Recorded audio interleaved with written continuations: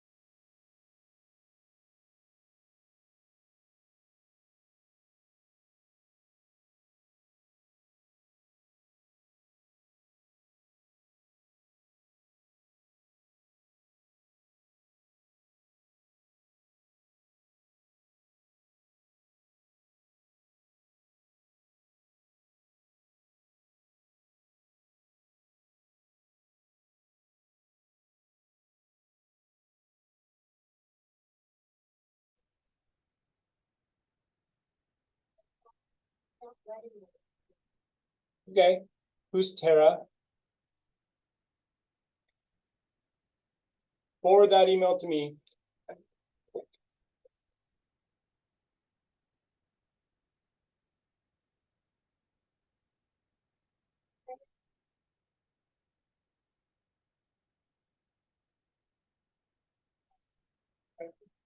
You want to go into exactly there. And I'll monitor.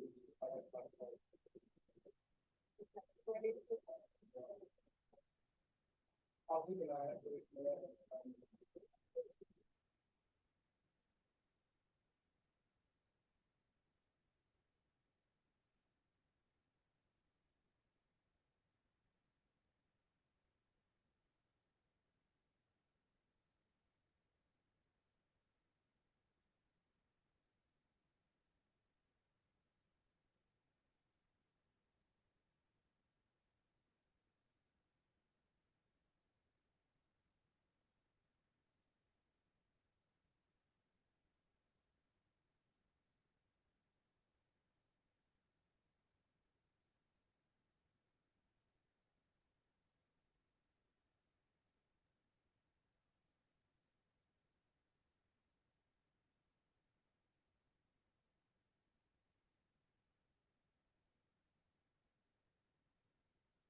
Everyone says stuff. I taught at a Dutch school, so. Oh, yeah. Good morning and welcome to the Small Business Center here in Belleville, and we are very pleased to present Zack Talsma from Lure Marketing. He's the owner, operator, and entrepreneur extraordinaire, and he's going to show you and talk to you about how small business marketing is changing. Thank you so much for coming, Zack, and good morning. Yeah, good morning. Thanks for having me. Today we're going to be talking about how small business is changing, small business marketing is changing, and what successful businesses are doing to succeed in 2023 and beyond. Now there we go. So small business marketing has never been harder, and there's a few reasons for this. The first being that there's simply too many options. If you flash back, maybe 20, 30 years, you had print, you had maybe, if you were a little bit bigger, maybe do a TV ad, something like that. You still got all those old marketing channels, or traditional marketing channels, let's call them, along with social media, video, email, websites. There's just a lot more to contend with right now. Customers are also shifting online. So the number of people shopping online has been steadily increasing for years, but COVID-19 really accelerated this, as a lot of businesses just couldn't simply do business any other way. And there's a lot of grants out there right now to help people transition. So a lot more are taking the plunge. And businesses with a strong online presence are just at a severe disadvantage now. There's also changing consumer buying habits. So the way that consumers research solutions and find new businesses has also changed, making some previously strategies a lot less effective. And there's also an increase in competition. So as consumers move online, so have small businesses. A lot of digital marketing specifically is auction-based. So with more people in the auction, prices are starting to go up. And the traditionally, at least relatively cheap marketing channels have become a little more expensive, especially over the last 16 months or so, it seems. So today we'll be going over some of the trends that we're seeing with small businesses that are successful. The first one is getting back to basics. So with an increase in competition, rising costs, a lot of small businesses are trying to get sort of back to basics and focusing on building a better marketing plan. And we'll just go over a few kind of quick things you can do to build a better marketing plan. And the first thing, the most important thing, is to define what success looks like. So the first step in any marketing plan is properly defining your goals. Without goals, you don't really know whether or not you're succeeding.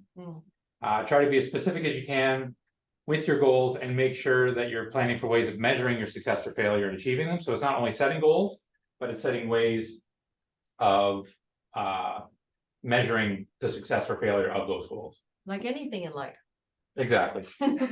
we need a goal. Yeah. Now, the next thing you got to do is pick marketing channels that suit your goals. So as small business owners, we tend to fall into the habit of using the same marketing channels over and over again. What's worked in the past, we just keep doing it. If it's underperformed, we stop, we never go back. This can be a good approach. It seems like a really good approach, but it also has its limitations. And that's because different marketing channels are effective for different types of campaigns. So most things have things they do well, things they don't do as well.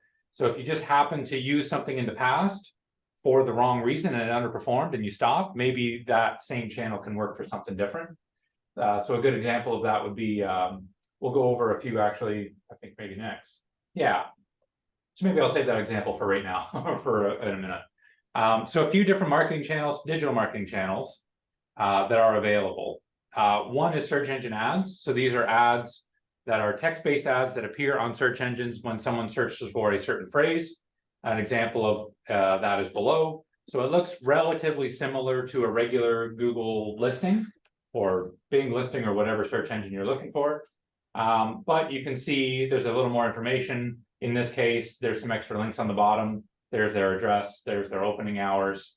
That's what differentiates an ad from a regular listing, and the placement. They're generally placed at the very top or very bottom of every page. These are very good at lead generation and getting sales for an e-commerce store. If you were to try them for a branding campaign where the idea is to get to as many people as cheaply as possible, they're not going to work at all. So again, you want to vary your goal with your marketing channels with your goals. The exact opposite is a display ad. Display ads are their text, their image, their video, or some combination thereof, which are displayed on websites within a certain network of advertising. So Google Ads has a network of a few, I believe it is a few billion now websites, where those websites rent space on their website. So here's an example here. This is just a random news I site. see, okay. So they're usually square or banner ads at the top. You've seen them on pretty much every website probably, but that website's actually just renting that space to Google, and Google is the one that will actually like auction off that space, get the money, and then send some of it to the website. Now, these are very good for branding.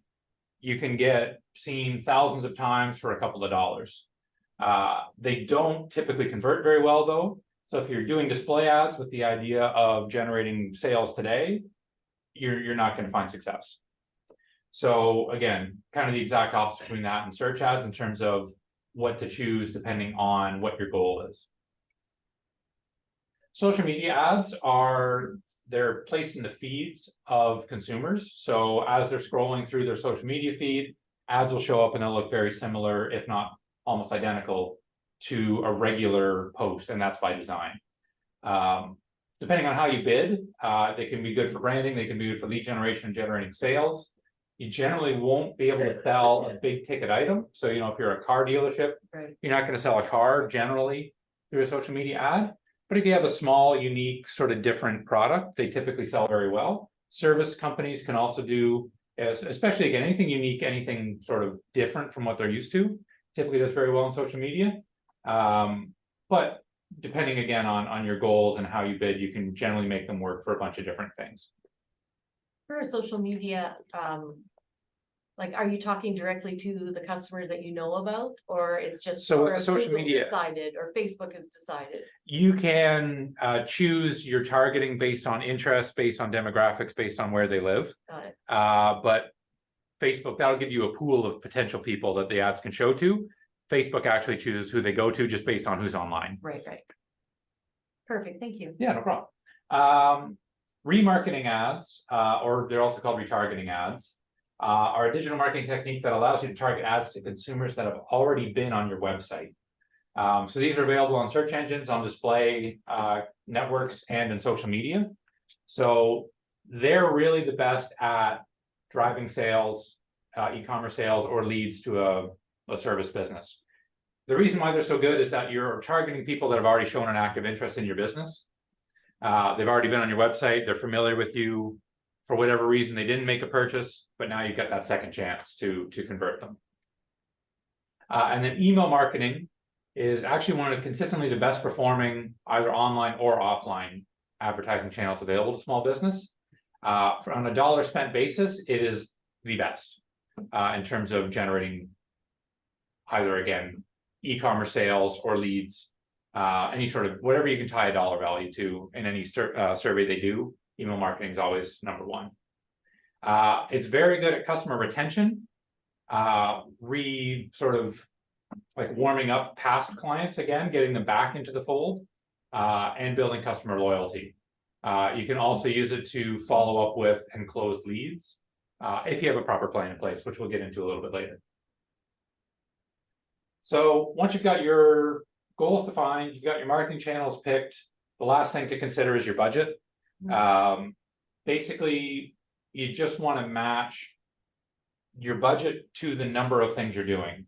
You don't want to, if you have a $500 a month budget or a $100 a month budget, you don't want to be doing 4 or 5 things. You want to be concentrating on 1, maybe 2. Once you get to basically anything less than $1,000 a month, we kind of recommend concentrating on 1 or 2 marketing channels. It's better to do less things better than a bunch of things a little bit. So, you know, once you get into $2,000, $3,000 a month, now you can kind of start doing a little bit of everything. But for most small businesses, that's not really in the cards, you know. Right. So it's better to concentrate on 1 to 2, maybe 3 things that you're doing, you can do better. Now, the second trend is consumers moving online. As I mentioned at the beginning, the COVID-19 shutdowns really accelerated e-commerce. in 2023, about 20% of all retail purchases are expected to be online. And within the next year, it's going to increase another 10%. Wow. Now, it has never been easier or less expensive to get an e-commerce store off the ground, however, and there are a lot of grants available to small businesses to help make that transition possible. So if you don't have an e-commerce store, it's probably a good time to start. But e-commerce is not a good fit for every small business. You know, there's some service businesses, well, pretty much every service business is not the best fit for e-commerce. Now you can accept payments on your website, call that e-commerce, and actually still get those grants. So there are some sort of, you know, ways you can make consumers' lives easier by allowing them to pay online without necessarily being an e-commerce store. But regardless of what business you are, you can't ignore your website now. The website is basically your brick and mortar.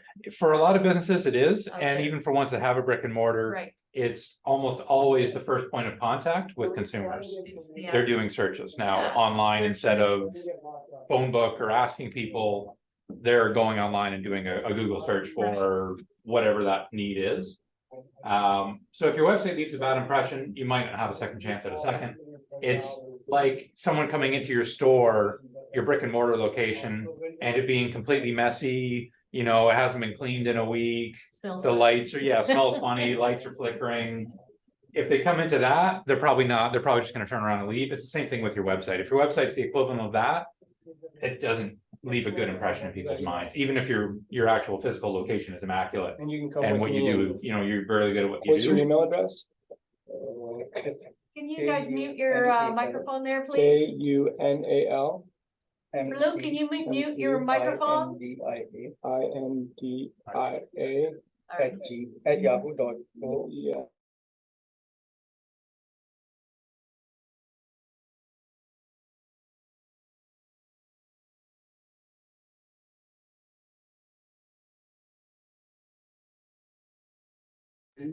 There we go. So the most common issues with small business websites are a lack of content. So a lot of small businesses just simply don't have enough content on them. This isn't on its own necessarily a bad thing if you don't have a lot to say about a certain subject, but search engines aren't going to show your website well because you need a certain amount of content on them for search engines to properly understand your website. So if you don't have 300-400 words generally on a web page, then it's not going to have a good ranking in search engines. So it's just going to make you hard to find. Right.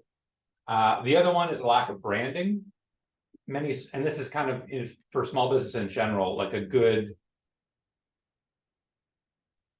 like having a specific brand with specific, well, we'll get into branding a little more actually later, but let's just leave it at a lack of branding for now. Well, if there's so much out there, if you're not recognizable instantly, like the golden arches to. That's just exactly it. image myself there. Nope, Yeah, that's 100% it. When you're designing your website, when you're designing anything for your business, people should be able to look at it and say that that's from your business without reading it. There are so many different brands out there now, so many different, you know, you go on social media every day and you probably are exposed to one or two companies you've never heard of before. With that level of competition, you have to have something that stands out and you have to be easily distinguished from others. thank you. Outdated and air-filled content. This is probably a big one. You built your website 5 years ago, you never looked at it again, and the content no longer is relevant. It's got business hours that you haven't had in 5 years. It's got staff members listed that, you know, quit 2 years ago. Or just, you know, other errors, you know, typos, whatever. I have yet to see a website, including my own, that has not had at least one spelling error, one piece of outdated information, grammatical error, you know, whatever. Guarantee if you check your website, there's at least one. And then difficult navigation. This is a big one for especially like service businesses that have a lot of different services that they offer, or new e-commerce stores. I find are generally very hard to navigate because they don't have the experience to be able to say like how to properly sort and manage their categories and their different products. If consumers land on your website and they can't find what they're looking for, or you know, even if it simply just is slow to load, a lot of them are going to leave. There's a lot of studies out there that if a website takes more than 3 or more than 4 seconds, depending on which one you kind of look at, you lose about a third of people if your web page takes longer than 3 to 4 seconds to load. So it's really important that you have a fast website that's easy to navigate. People can find what they want to find within a couple of clicks. Again, it's like you think of it as a brick and mortar store, you're walking through it, you're in a certain aisle, you're looking for a certain product and you can't find it, and you find that it's actually on a completely different aisle with a completely different product set. It's not a store you're going to want to go back to a lot because you can never find what you're looking for. So, as I kind of talked about a second ago, branding is a big thing. A lot of businesses are starting to focus more and more on their branding. It's always been a vital part of business, but it's, I think anyway, more important now than ever before. And it's just due to the sheer amount of brands that consumers are exposed to on a daily basis. You can go back before the internet, or even in the early days of the internet. The amount of brands you'd be exposed to would be what you heard on the radio, what you saw on TV for the most part. You know, there weren't too many display ads back then. There wasn't any search ads. There weren't even any search engines at that point. You know, unless you went looking for them, you wouldn't really find a new brand, or again, let's say TV and radio were the exception to that, or maybe a billboard. Now, you go on a website, you get display ads. You go on social media, every 6 or 7 posts is an ad now on social media. So all of these things are coming from brands. Some of them are recognizable to you, you know, like Coke, Pepsi, Nike, you know, Adidas, they're all doing those. But so are a lot of small businesses and a lot of competitors of yours probably. So just the sheer amount of brands that people see now will lead to basically a lack of differentiation between them, I guess is the best way to say it. Like, you just kind of get lost in the noise. You know, if you see 100 brands every day, recognizing 1 or 2 out of those 100 is a lot harder than if you see 2 or 3. So you need something that's a lot more distinct. And that could be, you know, your logo and your colors and that kind of thing, but it can also be a few other things. Before we get to that, how do you build a successful brand? The first thing is knowing your customer. Before you do anything else, before you know, pick your logo, pick your colors, pick your whatever, you know, brand personality, positioning, all that, you need to know who you're reaching and why. So things you're going to look at: demographics, geographics, interests, psychology. So you're going to use this information to build a detailed profile of your customer. So as an example of this, we're a store that sells vinyl records locally. Your target audience could be millennials that like music, more importantly, view listening music as an activity. So when you're doing these profiles, you're not saying they're people that like music, because people that like music might not necessarily want to purchase vinyl. A lot of them, and probably the majority of them, are just going to download it on their phone, listen to it that way. So be more specific. More as specific as you can. This is even very basic. Like you might have 3, 4, 5 paragraphs in an ideal world Got it. of exactly who they are, exactly what they like outside of, you know, and even kind of getting outside of music. What are other related interests that they might have? What's in their fridge? Yeah, honestly, like anything like that. What sort of restaurants would they go to? What sort of vacations would they like? You know, and kind of build a profile of them as much as you can. You'd also need some disposable income. I don't know if you've ever tried to buy a record, but they're $30 to $40 now for a new one. So you're definitely not, you know, it's not a value proposition here. You know, you have to show them something bigger. You know, it's an experience. They're buying it for the experience, not because it's cheap or not because it's convenient. It's the opposite of both. Now, once you have that sort of profile, you're going to be figuring out the pain points of that particular person. And you would do this for different segments, because you're probably going to have more than one type of person that's going to do business with you. So you're going to want to do one of these for each. Once you've defined all your different audiences, you find their unique pain points. So pain point for this could be the high cost of records, could be limited selection found in many stores. So you then can position your brand around those and how your brand can help with those pain points. Are you cheaper than the others, or do you have a wider selection than the others maybe?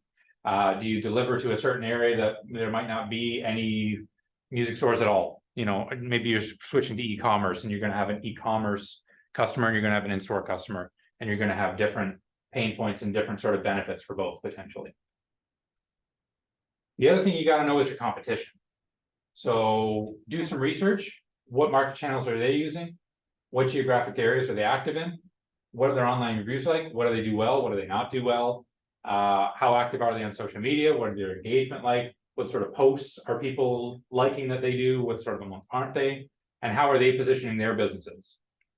So when I talk about positioning, it's basically your brand versus your competitors.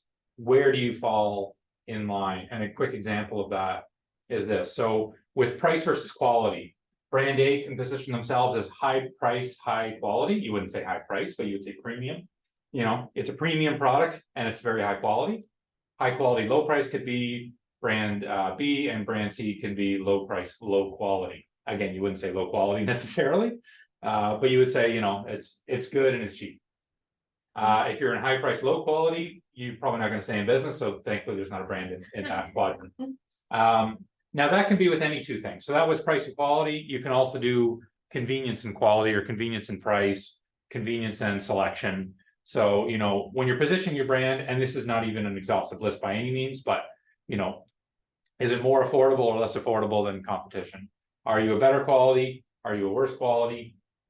Again, you wouldn't say worse quality. You wouldn't position yourself that way necessarily, but it's all on how you kind of sell it, I guess. But where do you lie with these, or any other possible good, bad sort of qualifier with your products or services?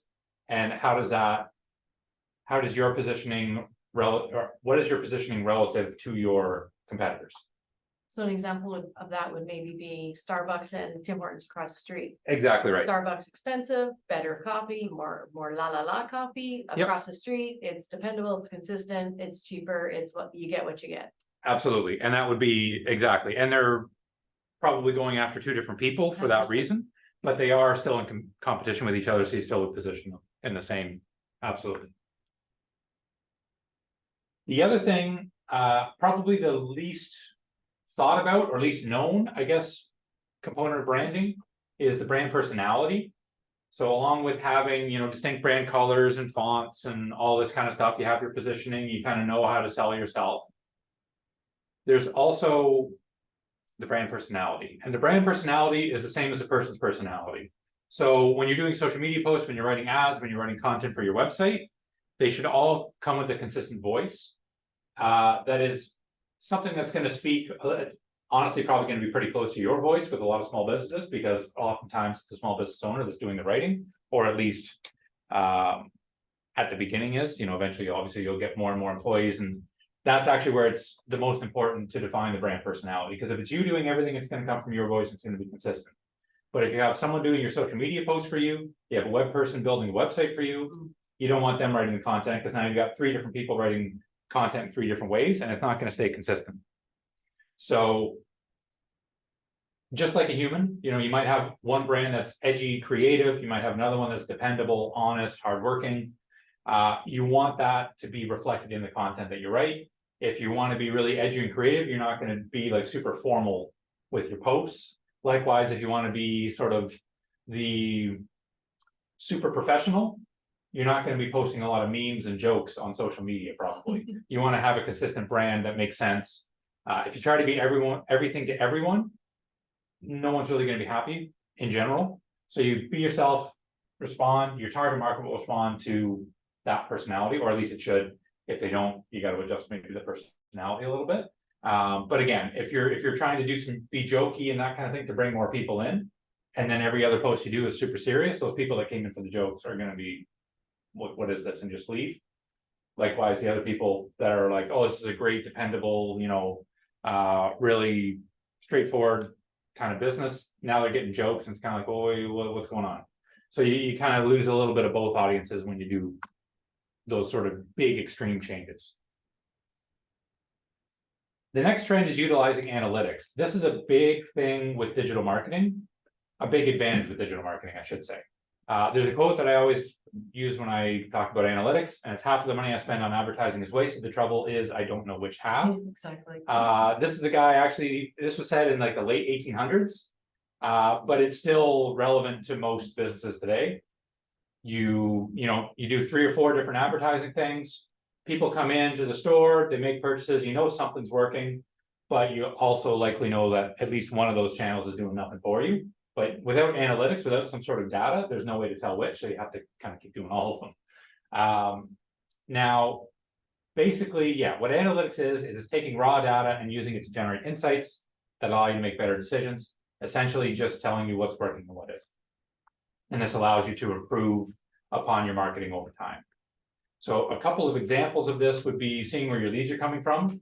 So, you know, you're doing some Facebook ads, you're doing email marketing, you're doing some Google search ads. If you look at then in your analytics, where your leads are coming from, where your sales are coming from online, you can then look at your ad spend versus what you're getting and say, okay, which of these 3 channels is actually leading to the best value for me in my business. Another example of using analytics is seeing what sort of content your customers like. So this could be on your website, your social media posts, your emails, your ads. Comparing different social media posts, comparing different ads or different pages on your website to see what people are engaging with more. On your website, that could be, you know, staying longer on the page, reading more of the content. On social media posts, it can be more likes, more comments, more shares. Emails can be more opens, more link clicks, and ads, more clicks to go to your website. So by seeing what people respond to more, you can kind of get a sense of how you should be writing and what sort of types of posts and that kind of thing that people actually respond to more. In emails, it's more the headlines than anything else, like the subject line, to get people to open it. So that kind of stuff can improve your writing over time as well. Now, most digital platforms, so Meta Business Suite, Facebook, Instagram, and Google Ads offer free built-in analytics suites. These give you great information, but they don't tell you the whole story. They don't tell you what happens once they get to your website. So you can look at a social media post or a social media ad that you did and say, okay, that reached 2,000 people and we got 500 people to go onto the website. And that sounds like a great success.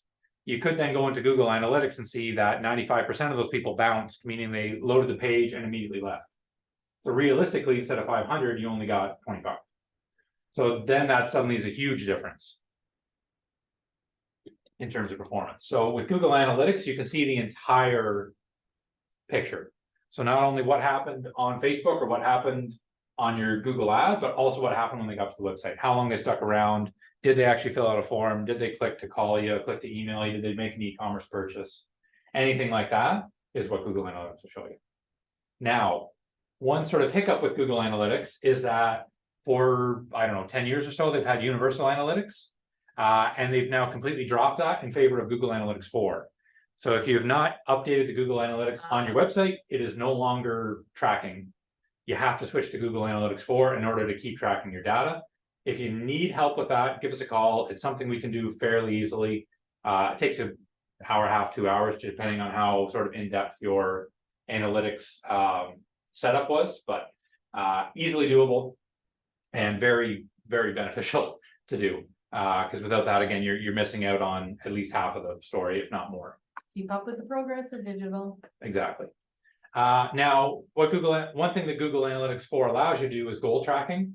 By default, it just basically tracks anytime someone lands on your website or lands on a different page of your website. So every time a page loads, it will track that. It will also track a few things by default. So they call them events. So a person going onto your website for the first time is a sort of a default event. Making an e-commerce purchase is a default event. But you can also track other things. As I mentioned before, someone filling out a form to contact you, someone clicking on an email link, someone clicking on a phone link, those kind of things, or any click that's desirable, you can track as an event. Some people will even do a funnel where they say, you know, again, assuming an e-commerce store, one event is people adding a product to the cart. Another event is going from the cart to the checkout, then from the checkout to the purchase. So you can then see where you're losing people in the e-commerce process, even though someone adding a product is not necessarily something you really care about that much in context of how many of those people eventually make a purchase it is. So you can track anything you want on a website now with Google Analytics 4, but it does require a little extra setup if it is something you're interested in. Is there a yearly fee or? No, Google Analytics is completely free. Wow. It is something that, again, if you want like a professional to come in and set it up for you, there'd be a fee for that, but there's no like ongoing management fee or anything with it. Once it's set up, basically. So the next trend is changing the, one second, been talking too long. The changing consumer buying cycle. So the trend is actually businesses adjusting their marketing and adjusting their business in general. To take advantage of the changing consumer buying cycle. So I have an example of sort of the standard sales funnel that everyone is taught in business school, or at least was when I did it a few years ago, more than a few years ago. I've seen 3-stage, I've seen 5, I've seen 6-stage. I like the 4 because it's easier. Basically, in the first stage, you have awareness, where consumers become aware of a need. Although they're aware of the need, they're not yet aware of any solutions for it. So then they go to the second stage, which is research. So they then start to research solutions for that need. In the third one, they begin to evaluate the different solutions. And then in the fourth one, they make their final purchase. And it's a funnel because you have the most people at awareness. Some people drop off, some people will do research. Out of those people that do research, some will decide not to go ahead with the purchase at that point. A smaller amount will evaluate, try to come up with something to purchase, and eventually a smaller version or a smaller number of them will finally make a purchase. Now, what a lot of businesses have started doing is switching to the flywheel model. This is relatively new. Where basically you're not thinking of it as a funnel where people are dropping off, you're thinking of it as a cycle. Nice. So in this, you have sort of, well, there's 3 stages and 4 stages, depending on which part of this you look at. I'll do the inner one and then we'll do the outer one after that. So the first stage is attract. This is when consumers are first exposed to the business. So with social media and a few other sort of digital platforms, people are getting exposed to things before they even know they need them. You know, so and again, if you think of the funnel, you think of, oh, okay, I have this certain problem, I need to find a solution for it. Right, they generate it. Exactly. You're looking for the solution. You're the start of the funnel. You're putting yourself in the funnel. In this, you're being exposed to the business in some way. And it could still be through a search, but it could also be through a social media ad that you've, again, just see as you're scrolling. It could be a friend that says, hey, you need to know about this. I love it. It's great. But in some way you're exposed to the business. You don't yet know too much about it though. In the second stage is called engaged, because in this stage they become a prospect. They become someone that learns more about the business and their offerings. In that stage, some of them will also then make a purchase and become a customer. The final stage, and this is one, so that's kind of where the sales funnel ends generally, is when they make a purchase. Right. One of the big things with the flywheel is that it continues on. So in this stage, they call it delight. The consumers continue to engage with the business. They make repeat purchases and they become promoters of the business, meaning that they tell other people about it and they bring them into the flywheel. So you can see again, the first stage is attract. For the most part, in attract, you're a stranger to the business. Someone's telling you about it. You're doing a Google search. In some way, you're being exposed to the business. Those that are interested will then become prospects by doing research, engaging with the business, following them on social media, just in general, maybe checking out their website. Then again, a certain amount of them will make a purchase and become a customer. Your job isn't over. You're still going to be marketing to them in some way. So you market to your customers just the same as you market to your prospects in different ways, but you have to make sure that you have that in there as well. So social media, email marketing, keeping in contact with them, basically. That's the delight phase, is keeping in contact. And then they become promoters of the business. So again, now they're out and they're saying, look at this product, look at this service. I have these people out, they did this, they're great. I see you need that service, you need to do that. Or again, you have this particular product, look at this, I love it. I just bought it yesterday, whatever. They're going to start promoting your business for you. So it's like a loyalty program, but digital. Exactly. And loyalty programs are part of it as well. Referral programs, Sure. you see a lot of it with 10% off. exactly. Yeah, you see with a lot of like monthly subscription sort of services where you get a whatever food or whatever you do on a monthly basis. Almost all of them have some sort of a referral program where you save $10, whoever signs up says $10. Wow. That's a good example of this sort of promoter marketing. So that's a delight, right? That's in the Okay. delight phase. That's turning their existing customers into promoters by bringing more people into the fold. Okay. It's a little more active than you would with a lot of the delight phase is more passive and just engaging with them and keeping them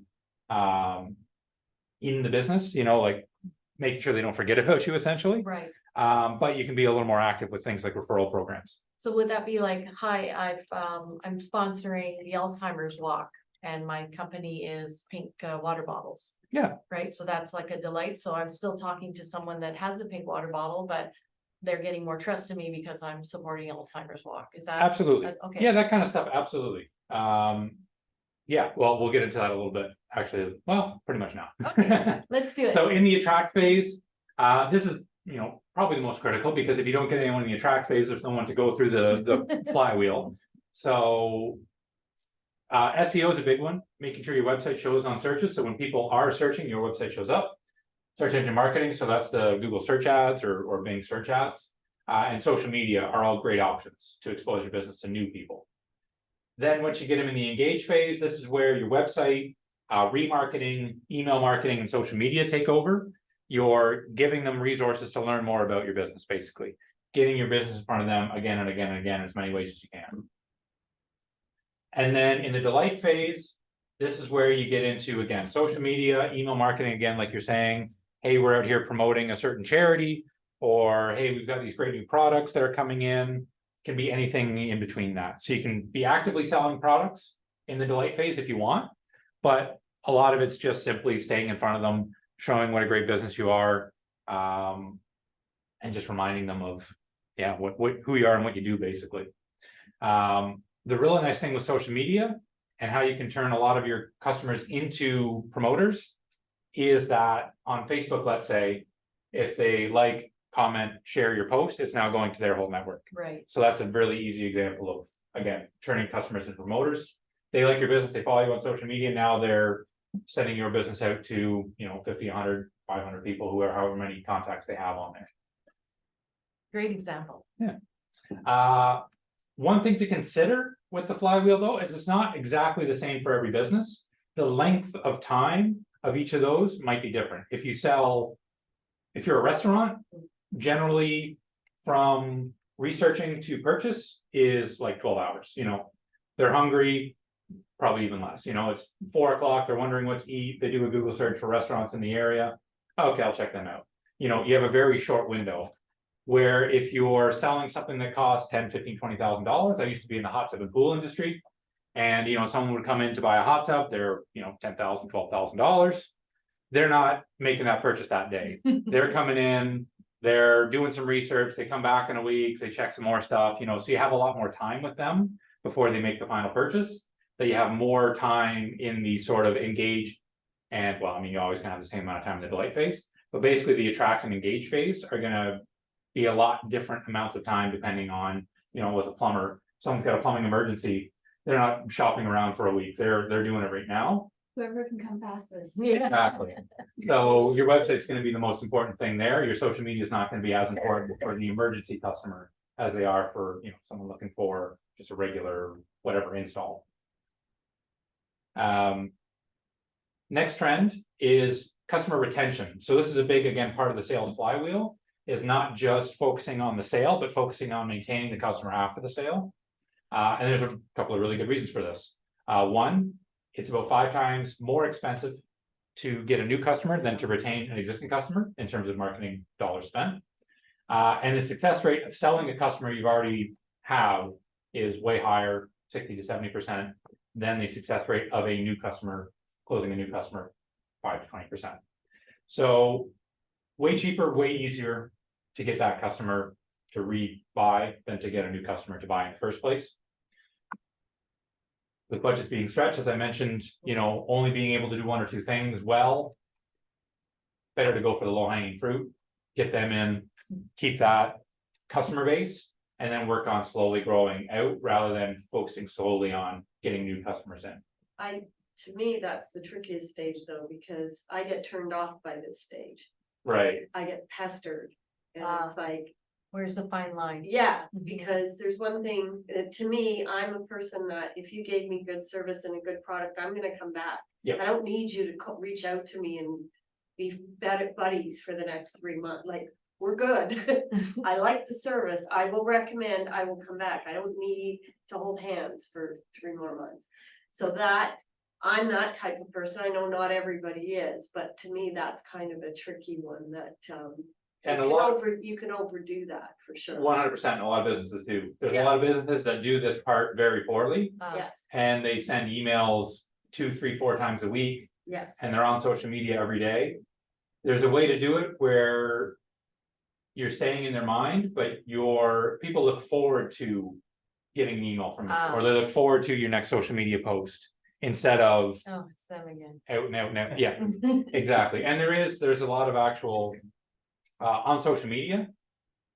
Quality over quantity is the way to go, because they all have algorithms now that show posts to you from businesses that you already engage with. right, So if you follow my page today, you'll get my next post, you'll get the post after that, you might get the post after that.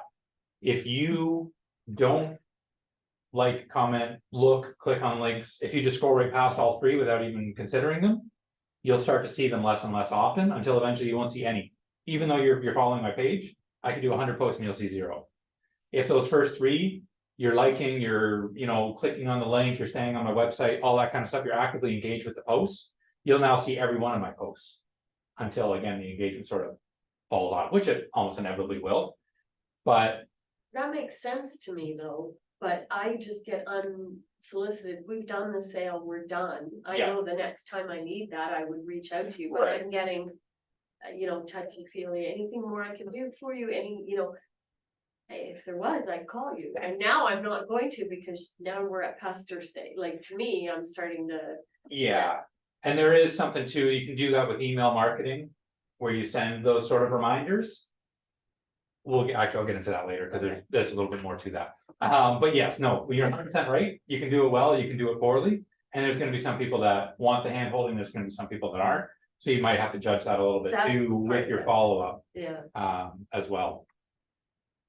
Well, actually, I kind of already covered those. Customer loyalty programs, another really good way of customer retention. So, exclusive discounts, free products, free gifts on their birthday, some sort of loyalty, like point system.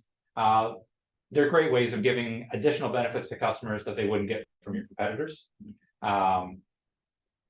Yeah, again, there's a lot of good ways of doing this and a lot of bad ways of doing this, but generally speaking, you want to make sure that they are in some way exclusive to that loyalty program, because there's nothing that breaks that more than, giving an email to say, hey, you're part of our loyalty program, you get 10% off, and they come in the store and there's a 10% off, sign. It's, what's the point then, right? You're not giving me anything, I can just come in anyway. But if it is something that is legitimately exclusive to them, I want to be You will. special. exactly, well, and people do, right? And if you make it special for them, then they're gonna keep wanting to come back. So the next trend is automation, and this is simply down to time. A lot of small business owners have 0 time and maybe less than 0 time for anything new. So automation tools have started to spring up to help that out, and even, marketing people, whatever. It gets busy, your marketing person also works in the store, they get busy with customers, they forget to send an email, or they forget to schedule the social media post. So there's a lot of automation tools now available to help try to take some of the work off your plate and automate some of the marketing process. They've been around for a long time, 10, 15 years at least. Wow. But they are significantly cheaper and a lot more user-friendly now. So they've become a lot more popular in the last year or 2.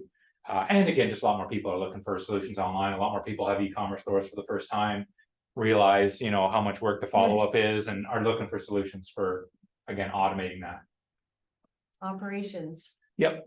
So email marketing automation is probably the most common one. And this is one, again, going back to marketing and delight phase. When people hear email marketing is a really good thing to do, a lot of them think that, okay, well, let's just send a bunch of emails then. That's not the best way of doing it. Because you're going to get people that just get turned off by getting an email every 2 or 3 days asking how everything's going. But what you can do, so basically email marketing automation allows you to send template-based emails on a given schedule. So someone makes a purchase, you have an email that goes out the next day thanking them for the purchase, you have an email going out a week after that, asking if they need anything, if there's anything you can do further, and you have another one after that asking if they can leave you a review, something like that.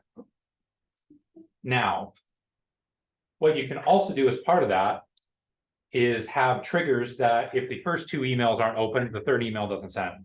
Perfect. Because you can have certain people again that will respond very positively to these emails, and you'll have certain people that won't. And if you send these triggers, you'll make sure that the people that like them keep getting them, the people that don't stop getting them, and don't have that negative, these people just keep bugging me, I don't want to do business with them because they're always, on my ear kind of thing. Other examples of email automations can be just a simple thank you email when people sign up for your newsletter on the website. That's lovely. So just a one-time, check your inbox kind of a thing. That's attention, right? Like, it's like, Yeah, hey, well, thanks. it's just a confirmation that, hey, you actually, it's successful and you're gonna get emails, right? The thing that you wanted to happen happened. Right, Is even just sometimes, because I find a lot of times people sign up for things, they don't get emails. And then, they forget about it and a month later they get an email from business and what is this? Right. Or, oh, right, I forgot I signed up, or, something like that. Just again, a simple thank you. And with that thank you email, you can also include, again, maybe a exclusive discount. Hey, thanks for signing up. Here's 10% off your next purchase, or come in, sign up for our loyalty program, or, you can have sort of a second objective with it as well. Follow us on social media, whatever. you can't say thank you more than enough. Oh, yeah, people like to be thanked. Yeah, You can also follow up with online leads. So someone fills out a form on your website, or they have a buyer's guide or some sort of a downloadable ebook. You can send them a series of emails with related content or other sort of things that a person in that sort of stage of the buying cycle might be interested in. And it kind of warms them up, because a lot of people that download a guide or something like that, the reason they did that is because they don't want to talk to someone, they just want more information. So to then call them on the phone and say, hey, I see you downloaded our guide, is not the thing that they're expecting or wanting anyway. right. It's maybe the thing they're fearing Right. more than anything, Just right? Give me my privacy for a minute while I digest your Exactly. 137-page guide. Exactly. So you would then maybe send them 2 or 3 or 4 emails over the course of a couple of weeks with some more handy information and hey, if you want to talk to someone, here's a link where you can book a time. Something to put the ball in their court a little bit. And then maybe over the course of time too, you do call them just to see. Again, that would be maybe if you have a long buying cycle, if you have a 3, 4, 5, 6 week buying cycle, several month buying cycle, you have that time. If you have 1 or 2 days to close them, that's probably not the approach to take, but again, it just depends on the business. Well, then the decisions would also be based on knowing your customer. Right? Absolutely. And again, it's your profiles and knowing again in the past, maybe how people have responded to certain things. Another big automation, I'm gonna stop that sentence because I talked myself into a corner. There's also a lot of automated features in advertising platforms. So Google offers smart campaigns in their ad platform, which automate pretty much all of the campaign setup and targeting. You just plug in your keywords, your ad text, Google does the rest. This makes it very simple to start with a lot of these platforms, and it takes away a Facebook. So you'll see if you're on Facebook, there's a boost button beside all your posts. Right. Boosting is a very simplified version of their overall advertising platform. Again, these are designed to make it very simple and very quick to get onto these platforms and start advertising your business yourself. Some of the automated tools perform very well, some of them not so much. So if you are going to do these, it's important to test and see, okay, if I did this boost versus if I do a full ad campaign, am I noticing a difference? With Google Smart Campaigns, I guarantee you'll notice a huge difference if you actually take the time to do all of the setup yourself. Not a lot of people have that expertise, which is one of the big reasons why Smart Campaigns came out in the first place. But Smart Campaigns generally underperform overall, just because it's not necessarily in Google's best interest to give you the absolute best targeting as much as it is to make sure that you spend every cent of your budget that you give them. So they will show it to, they'll show your ad to whoever they think it makes sense to. Your business a lot better than Google does, so you can, have certain keywords that you're not showing up for that Google will put you in for because they think it's close enough. where you know yourself that that's not even close to what you do. So it's not to say to not use any of these automated advertising features. Again, some of them do perform more or less the same and save you a lot of time, but you always want to test anything you ever do. Test, check the analytics, see if you're boosting posts versus doing an ad, if you notice a big difference. And if so, you know, Make a decision. make a decision on how you want to go forward, if you want to keep doing boosts, if you want to adjust your boosting to maybe only do certain types of posts, whatever the case may be. The last thing we're going to talk about is AI tools. It's kind of an emerging trend. It became very much sort of in the news earlier in the year with the release of ChatGPT. And the writer's strike in LA. Well, the writer's strike in LA is a big part. A lot of that is AI, because they want to start automating a lot of, and actually they're even, I guess, getting into like digitally capturing the actors. So as an actor, you would say, okay, you're going to pay me $10,000. They're going to scan you, and then they're going to use you Wow. in whatever thing they want. Basically, using AI to, I guess, mimic your motions or whatever. Catch up. Yeah, exactly. So as a very famous actor, I guess maybe on your last legs, you could say, okay, I'll get one last payday and, you know, retire. But anyways, It's phenomenal. It's There's- the world opening up. there's all kinds of AI tools springing up. That would be a great museum. Yeah, You're That's not smart. it. It Yeah. It shouldn't be used. it shouldn't be used for creative things. That's what, and actually that's kind of what we'll get into right now. So if an example, you could use ChatGPT for pretty much anything. You give it an input, write me a social media post for XYZ, write me an about page for my website, and I'm a plumbing company. And it'll write you something. So I gave it an input of social media post promoting barbecues.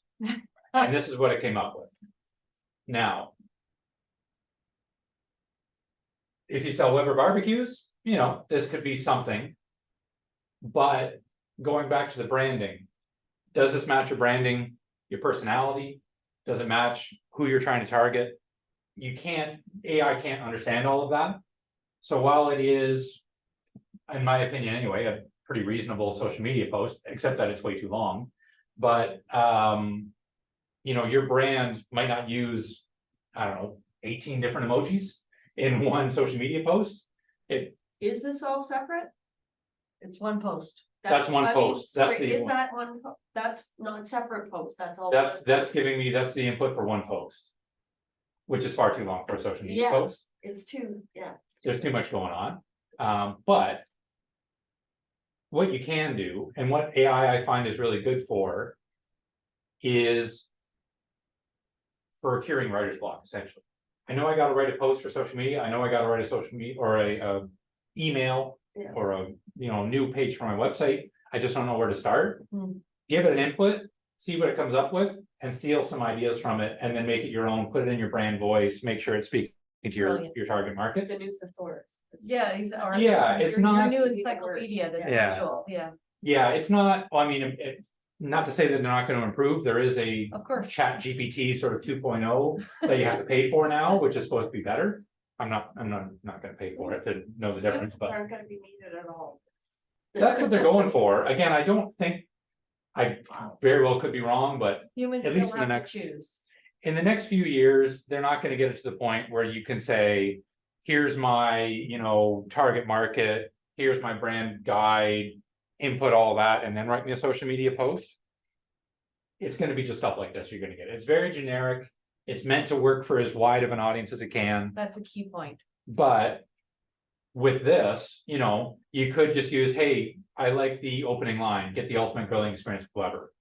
Except maybe I sell Napoleon, so I'll just switch that to Napoleon and I'll get rid of the fire emojis because that's a little too, you know, childish or something for my brand. Elevate your barbecue game, again, I wouldn't say it like that, so I'll get rid of that sentence and you just kind of keep going through I'd it. say fire up, Yeah, because it's a barbecue. exactly. So you can do kind of these different things but just use it as a point where maybe out of these, you know, I don't know, 100 words, you might take 2 or 3 sentences. But from that, you can craft a social media post that might be better than what you can come with off the top of your head. And that, I think, is where AI tools are going to excel, at least for the next couple of years, is just helping people out, automating, or at least making it easier to and faster to A right tool, content. not the solution. Exactly. It's not a, I'm gonna input this, copy, paste, send. It's a starting point for something to improve what you would do otherwise. Thank you. So wrapping up, one of the best ways of improving your marketing efforts is to reassess your current plan. Make sure that your goals and your chosen strategy are compatible. The budget, all that stuff is aligned, so you got the best possible plan going forward. Customers are increasingly moving their purchases online, so you need to move your business online to match that, or you're going to get left behind. In a world where consumers are being exposed to new businesses every day of their lives and more than one, you need a strong brand identity to stand out from the crowd. Again, if you're one of 3 businesses, it's a lot easier to stand out than when you're one of 100. And right now, you're probably more close to the 1 out of 100. Even if those other businesses aren't doing what you're doing, it's still different brands, different businesses doing different things. You need something to stand out. Analytics tools are key to tracking the success of your marketing campaigns. So again, going back to planning and doing sort of goal planning, if you're not tracking what's going on your website, if you're not tracking what's going on with your ads, you don't really know if you're meeting your goals or not. So analytics are key to that. And consumer buying habits are changing. You now need to consider the entire life cycle, including post-purchase. So it doesn't stop when they make the sale, when you make the first sale, it keeps going. You want to keep engaging with your customers, turn them into advocates for your business, and ensure that they repurchase when the time comes. And with digital advertising costs increasing, you want to focus on customer retention as much as possible to get a little more budget-friendly way of increasing sales. Automation tools can save you time and effort in managing your marketing efforts, but some can also reduce the performance of those efforts. So you want to make sure you're monitoring the success or failure of all of your campaigns to see if you're basically sacrificing performance for convenience. One of the things that people will say for hiring a marketing company is, well, I can do it myself. Why am I going to spend $100, $200, $300 a month? If you have a budget of $1,000, I can very easily get $200, $300, $400 of value from you. Easy. In increased performance. I always give an example of, I didn't put it in this one, but with A/B testing is something we do a lot of. And you can have the exact same ad on social media, let's say, with 2 different images.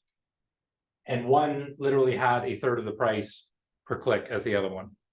So if you're spending $500 on that, and I can get you a third or 3 times the clicks, 3 times the value for $150, it's money well spent. Now that being said, you probably could have done the same ad, but you wouldn't do the testing to do the actual. Right. You wouldn't know where you're at. Exactly. And the ongoing optimizations over time. So maybe you and I write the same ad this month, we have the exact same performance. In 6 months, the ads that I do will be a lot better performing. So again, the automation, you can set it up yourself. For the first 2 or 3 weeks, the ads will run the same as if you hired a professional. 3, 4, 5, 6 months down the road, you're going to be losing money every month. Marketing is a cycle. I love that flywheel thing. That's really cool. Yeah, it's a good way of thinking about it. I think anyway. And yeah, AI tools, they're really good for curing writer's block, but they're not a replacement for humans yet. 10 years down the road, maybe they are, but they're just simply too generic to stand out from the crowd, and it doesn't get your branding across. A little bit about Lure Marketing. We're a digital marketing company. So that's anything from social media, digital ads, SEO, website development, graphic design, anything you do on a computer, basically. We back our, I've talked about analytics for the whole thing. So as you can imagine, we really like analytics. Everything we do has analytics reports, so you can see how we're doing. You can see again if that spend that you're spending with us is justified or not. Everything we do is month to month. There's no minimum spends, no year-long commitments. You can learn more on our website. I also mentioned that there are some small business grants out there, and I've got links to both. We can email out these slides to everyone. Yes, So you've got the links. The 2 there, the one is the Grow Your Business grant. This is any e-commerce sort of specific project. So if you don't have e-commerce and you want to add e-commerce, or if you have an e-commerce store and you're looking to improve it in some meaningful way, you can get, I believe it's $2,400 right now for that. The digital transformation grant is more generic for any sort of website or digital marketing improvements or new Develop. ventures in digital marketing. So if you're not doing search ads now and you want to start doing search ads, you can do that. If you have a website that's 10 years old and you want to update it, you can do that.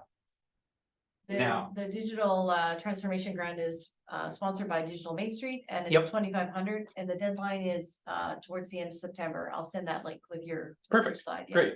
I believe the only stipulation with that one is you need to have at least one employee and be a brick and mortar. You have to have a brick and mortar Somewhere, yeah, location. yeah. The grow your business online It's online. is online. Perfect. You don't need any physical store.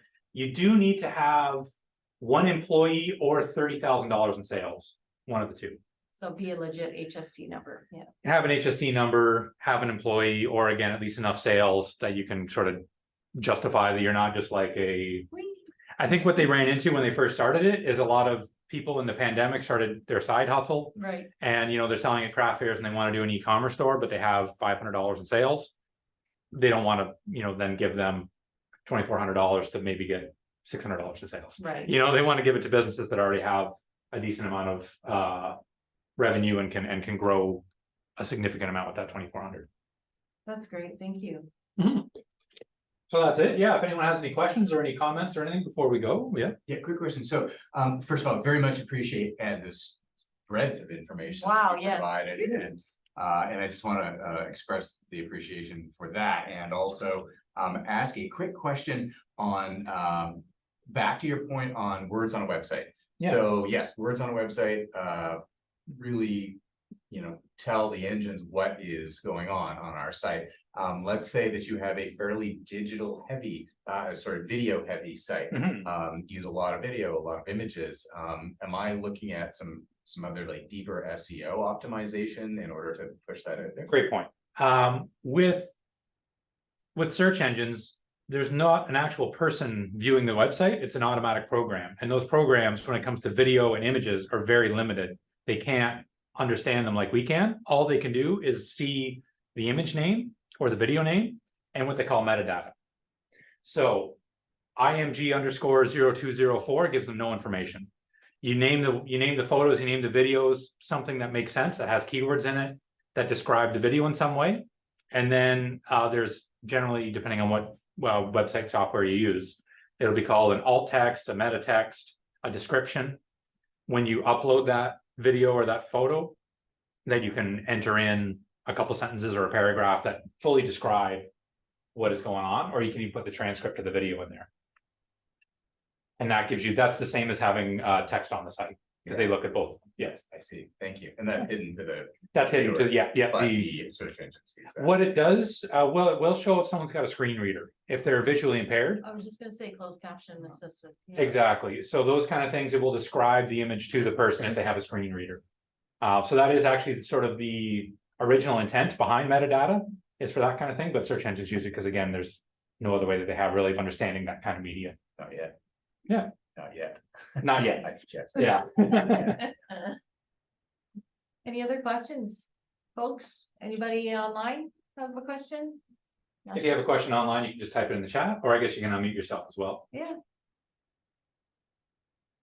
Good morning. Good morning. This is Castaneda. I have a question with regards to the email and texting of your customers. Yeah. Especially after they've become customers already. There was a comment earlier about the way a customer may be, you don't want anybody bombarding you afterwards. Is there a way around that? And how do you get onto these platforms that actually do these things for you? Right. So email, oh, you're at the Caribbean Jerk Spot? Yeah. Okay, so a lot of those sort of like either delivery, like food delivery services, or any sort of, I don't know if you do reservations, like if you have tables there that you take reservations for, but those types of tools will often have email marketing opt-ins in them. And then you get sent that information. So then you just put it into a tool like MailChimp. which does have a free version or has a paid version, which is about $10 a month, depending on how many people you actually have in it. Then you can then just send out emails to there.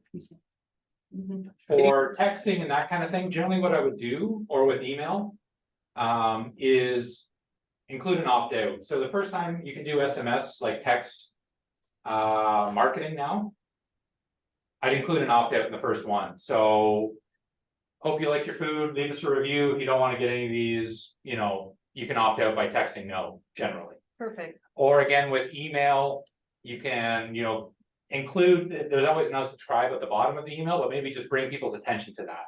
It's typically my thing. So, you know, we're gonna be sending you periodic emails with, and you want to kind of sell.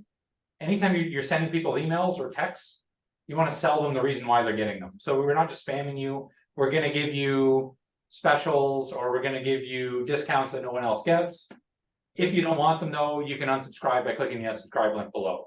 So you're giving them the option right away to leave. But also, you're gonna want to Give them a reason to stay. give them a reason to stay, make sure the content that you're giving them is good, you know, make sure what you tell them you're giving them, you're actually giving them. So instead of just bombarding them once a day, you know, with just generic whatever, you may be sending once a week, once every couple of weeks with some actual value, you know, again, whether it's an exclusive discount, whether it's a preview of your specials for the week, whatever the case may be. So there's a lot of tools out there. Again, for email marketing, I find MailChimp to be the best. For text marketing, there's a bunch. I don't think it's probably worth it for you because a lot of people don't really respond to the text marketing that well. And the tools are still pretty expensive to actually accomplish it. So I'd stick to email marketing. If it was me, I'd use MailChimp. Again, a lot of depending on what services you use for the food industry, a lot of them will give you sort of opt-in options, or you give your customers opt-in options that then gets translated to you for, well, again, you can add it to MailChimp, you can add it to whatever you want, but yeah, it's more just down to the content than anything else. And again, I find just giving them that opt-out option and making it more obvious than just the simple what it normally is, which is an unsubscribe link at the bottom. Thank you for your question. Yeah. Now I'm hungry for Caribbean food. They're waiting. If you don't mind, I'm gonna close the recording session. If you guys still have another question for Zach or whatever, but let's just call it a morning. Thanks for joining us at the Small Business Center here in Belleville. Thank you, Zach from Lure Marketing. That was as Brian said, from Lavender Media, right? Is that what it is? Lavender Lane Media. Wow, a lot of information to go. And you will, whoever signed up, get a workshop recap, which will include this recording. And so you'll hear me again. And Zach, of course, and also his PowerPoint presentation. Thanks again, people, and have a great rest of your summer. Thank you. Thank you. Thank you. Thank you very much. Appreciate it a lot. Thanks for coming Yeah, in. that was super informative. 5 pages to go back and reread. So, yeah. Yeah, great. Yes.